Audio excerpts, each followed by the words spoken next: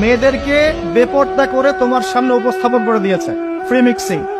এখন তুমি আর ইমান ধরে রাখতে পারছো না, এটা পরিকল্পিত ছিল।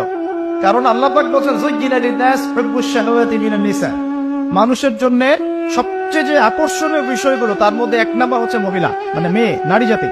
এটা আমাদের কাছে সবচেয়ে আকর্ষণীয়। আল্লাহ পাকের সবচেয়ে সুন্দর সৃষ্টিকে মানুষ না, মানুষের মধ্যে আল্লাহ পাকের সবচেয়ে শ্রেষ্ঠ সৃষ্টিকে নারী জাতি।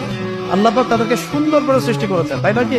এই কারণে পুরুষদের সবচেয়ে আকর্ষণের জায়গা কোনটা? নারী জাতি। এই কারণে মেয়েদেরকে বেপর্দা করে তোমার সামনে ছেড়ে দেওয়া হয়েছে। জেনা বেড়েছে, ব্যভিচার বেড়েছে, ফ্রি মিক্সিং বেড়েছে, ধর্ষণ বেড়েছে, এই যে হারাম প্রেমের সম্পর্কগুলো বেড়েছে।